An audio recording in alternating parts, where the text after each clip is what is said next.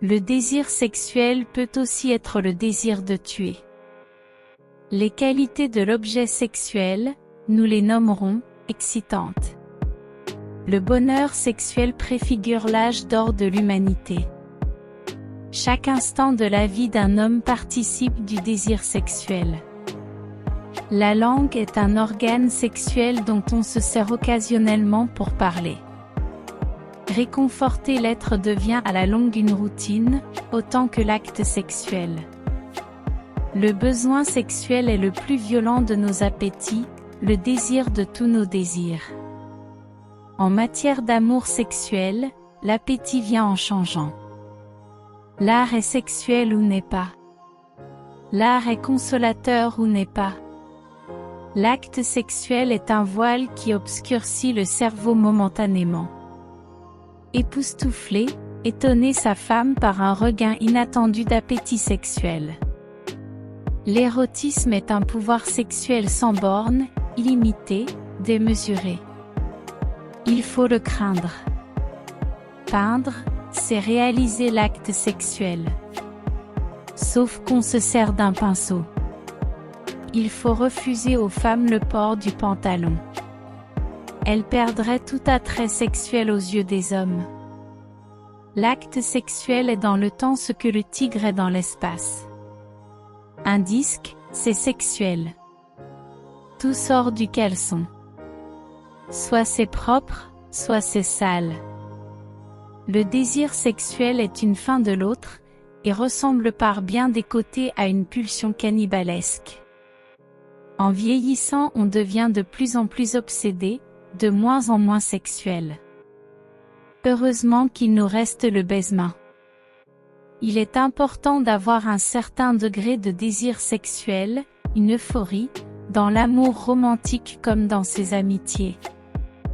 Pour que votre voyage de noces soit un succès total sur le plan touristique, sentimental et sexuel, la première chose à faire est de partir seul. La philosophie est à l'étude du monde réel ce que l'onanisme est à l'amour sexuel. De toute façon, l'homme n'est jamais gagnant dans le duel sexuel. La femme lui est fatale, point. Une chose si simple, le désir sexuel et sa satisfaction, une chose si compliquée quand les subtilités du rapport amoureux s'en mêlent. Le problème sexuel des fils accent grave papa, c'est qu'ils ont été habitués dès leur plus tendre enfance à tout recevoir sans rien donner. Le caractère normal de la vie sexuelle est assuré par la conjonction vers l'objet et le but sexuel de deux courants, celui de la tendresse et celui de la sensualité. Après 50 ans, l'homme ne doit user que très sobrement du coït et certains auteurs affirment que chaque rapport sexuel est une pelletée de terre qu'on se jette sur la tête. L'amour physique est la clé de presque toutes les vies. On le sait, on ose le dire, de peur de passer pour un obsédé sexuel.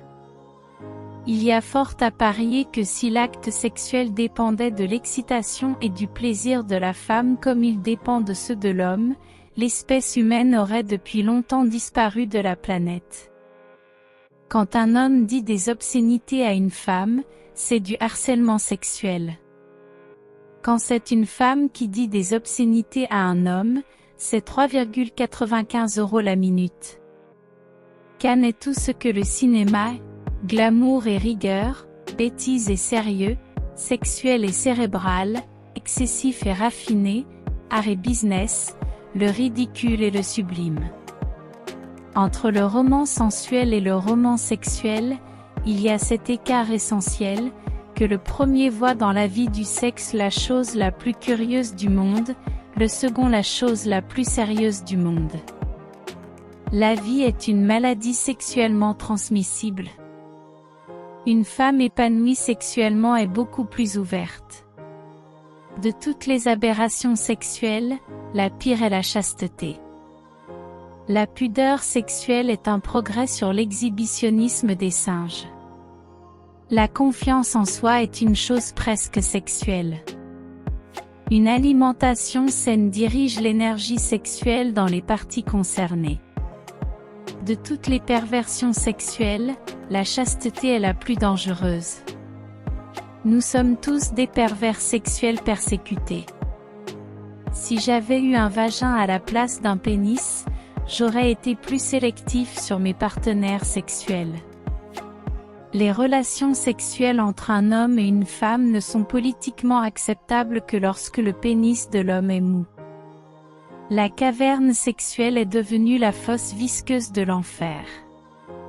Avoir des relations sexuelles à 93 ans, c'est un peu comme essayer de remplacer une canne de billard par une corde.